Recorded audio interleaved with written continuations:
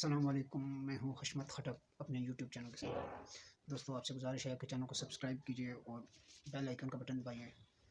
तो दोस्तों, आज जो मेन खबर है वो तो इलेक्शन के साथ रिलेटेड है। जैसे बहुत सारे पीटीआई के लोगों के कागजात मुस्तरद हो गए हैं, जो एक्सपेक्टेड था, क्योंकि वो एक इस पर बात करेंगे और एक नून लीगी रहनुमा जावेद लतीफ़ की वीडियो वायरल हो गई है, उस पर बात करेंगे। लेकिन सबसे पहले आते हैं PMLN के दरमियान जो इख्तलाफात थे या हैं, उस पर बात करते हैं।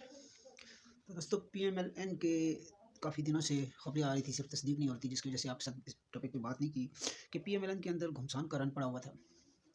ख़ासकर ये शरीफ फैमिली के अंदर, जो शहबाज शरीफ फैमिली है और नवाज शरीफ फैमिली है, इसके अंदर मुबैना तौर पर शदीद इख्तलाफात थे। मुबैना तौर पर इसलिए कह रहा हूँ कि हमारे पास कोई रिटर्न प्रूफ तो होता नहीं है। तो दोस्तों, जिस तरह नवाज शरीफ और शहबाज शरीफ आपस में मिल के चले हैं, शहबाज शरीफ अपने बड़े भाई की बहुत ज़्यादा रिस्पेक्ट करता था। जब से सियासत में आए हैं, मुखालफिन यही प्रोपेगेंडा कर रहे थे कि आज शहबाज शरीफ जो है वो अलहदा हो जाएगा नवाज शरीफ से, कल नून में से शीन निकल जाएगी। ये अरसदराज से यही सुनते आ रहे हैं, लेकिन ये सब बातें गलत साबित हुई। इवन कि परवेज़ मुशर्रफ साहब ने भी शहबाज शरीफ को कहा था कि हम आपको PM बना देते हैं, आप नवाज शरीफ का साथ छोड़ दें। तो शहबाज शरीफ ने इनकार कर दिया था। लेकिन अब जो उनके नीचे वारसान हैं, उनके आपस में कुछ इख्तलाफात हैं, कम हैं ज़्यादा हैं कितने हैं, लेकिन इख्तलाफात हैं। मरीम नवाज़ साहबा और हमजा शहबाज दोनों शायद अपने फ्यूचर के बारे में परेशान हैं और कौन पार्टी को हेड करेगा, जिसकी वजह से जो है ना कुछ। लेकिन एक नवाज शरीफ ने बिठा के ये मामला हल कर दिए हैं। तो मैं आपसे जो बात करूँगा हूँ कि पार्टी किसके हाथ में आती है, बाद में क्या होता है, ये तो वक्त ही जानता है। लेकिन जो पार्टी है, ये नवाज शरीफ की पार्टी है। जो वोट बैंक है वो नवाज शरीफ का वोट बैंक है, वो शहबाज शरीफ का वोट बैंक नहीं है। शहबाज शरीफ बहुत अच्छे एडमिनिस्ट्रेटर हैं, नो डाउट कि वो बहुत मेहनती हैं, उन्होंने वज़ारत आला में बहुत अच्छी कारकर्दगी दिखाई है। लेकिन जो क्राउड पुलर वो नहीं है, ना उनका बेटा हमजा शहबाज है। वो जो है अवाम को वो अट्रैक्ट नहीं करते। वो एक लोग कहते हैं जी ये लीडर का बेटा लीडर, और जो है ना इनको विरासत में मिलती है। ऐसा नहीं, ऐसा होता ज़रूर है, इनको कुछ ना कुछ, लेकिन आगे आपको अपना आप को प्रूफ भी करना पड़ता है।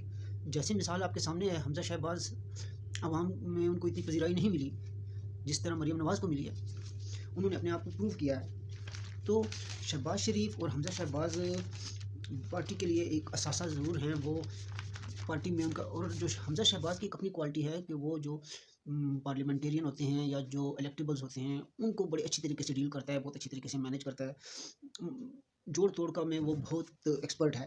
तो ये उनकी खूबी है। लेकिन अवामी सतह पर वो इतना पॉपुलर नहीं है, क्राउड पुलर नहीं है जैसे मरीम नवाज़ है। अब मरीम नवाज़, जब पार्टी को ज़रूरत थी, मरीम नवाज़ जो है वो उधर गई थी, तो पार्टी में मुश्किल टाइम आया था, नवाज शरीफ भी इधर नहीं था और सख्त पार्टी पे हब्स का मौसम था। तो मरीम नवाज़ जो है ऐसे टाइम में सामने आई, वो अवाम में निकली, अवाम ने उसको पसीराई भी दी। वो एक क्राउड पुलर हैं, वो एक बहादुर खातून हैं। और अगर पार्टी में नवाज शरीफ के बाद अगर कोई लीडरशिप क्वालिटीज़ हैं तो मेरे ख्याल में वो मरीम नवाज़ में हैं। ये ज़रूरी नहीं होता कि जो लोग तवक्कात करते हैं वही हो, जो मतलब ख़ुद अपनी, जैसे हमजा शहबाज शरीफ का होगा कि वो सियासत में काफ़ी अरसे से हैं, तो इसलिए उनका हक बनता है। लेकिन अवाम में उनकी पजीराई कम है। अब आप बेनज़ीर भुट्टो साहबा को देख लें, ज़ुल्फ़िकार अली भुट्टो के 2 बेटे भी थे, लेकिन अवाम ने जो पजीराई मरीम नवाज़ को दी है वो उनको नहीं मिली। तो ये एक क्वालिटी होती है इंसान में, खुद वो पैदा नहीं की जाती, ये एक पैदाइशी क्वालिटी होती है जो मरीम नवाज़ में है। अब आते हैं जो कागजात नामजदगी मुस्तरद हुए हैं। वैसे तो एक्सपेक्टेड था कि कागजात नामजदगी PTI के किस, एक तो उन्होंने एक हल्के से 4 बंदों ने कागजात नामजदगी जमा करवाए थे जानबूझ के, ये ताकि इलेक्शन को मुतनाज़ बनाया जा सके। वो जानबूझ के इतने बनाए थे और जानबूझ के उन्होंने ऐसी गलतियाँ की हैं कि उनके कागजात नामजदगी मुस्तरद हो जाएँ, ताकि वो एक ववीला, एक प्रोपेगेंडा इलेक्शन को मुतनाज़। उनका मकसद इलेक्शन लड़ना नहीं है, उनका मकसद है इलेक्शन को मुतनाज़ बनाना।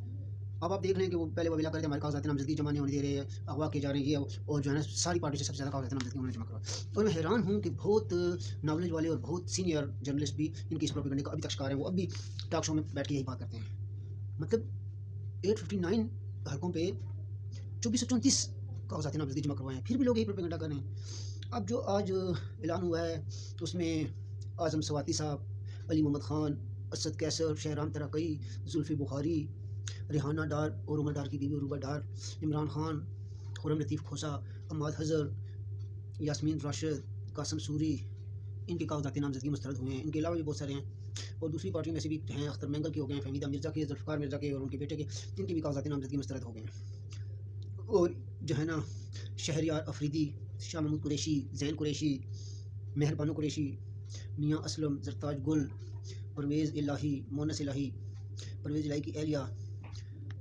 जमशेद चीमा, मसरत चीमा, और इस तरह के बहुत सारे और हैं जिनके कागजात नामजदगी मुस्तरद हुए हैं। और जन्म मुस्तरद में मैं आपको आगे बात कर रहा था कि ये जानबूझकर मुस्तरद कराए हैं।